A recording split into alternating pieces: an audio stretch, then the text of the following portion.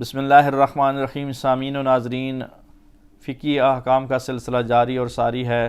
اس سلسلے میں ہم آج 1735 نمبر مسئلے کو پڑھنے کی سعادت حاصل کر رہے ہیں۔ اس میں یوں بیان کیا گیا ہے کہ سال کے دوران جس وقت بھی کسی شخص کو منافع ملے وہ اس کا خمس دے سکتا ہے، اور اس کے لیے یہ بھی جائز ہے کہ سال کے ختم ہونے تک اس کی ادائیگی کو مؤخر کر دے، لیکن اگر جانتا ہو کہ سال کے اختتام تک اسے اس کی ضرورت نہیں پڑے گی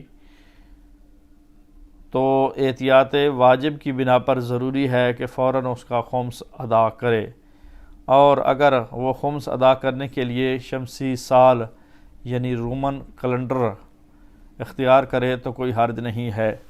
یہ عام طور پر مسئلہ پوچھا جاتا ہے کہ جب انسان کو پرافٹ حاصل ہوتا ہے اور اتفاقاً کوئی قسمت کا سکندر جاگ اٹھتا ہے تو اس صورت میں خمس وہ دینا چاہتا ہے، کیا دے سکتا ہے؟ جی ہاں، آج ہی پرائس بانڈ نکلا ہے، کل خمس ادا کر سکتا ہے، لیکن سال تک اس کو مؤخر بھی کرنا جائز ہے۔ سال کے بعد دے تو پھر واجب ہو جاتا ہے، سال جب گزر جاتا ہے۔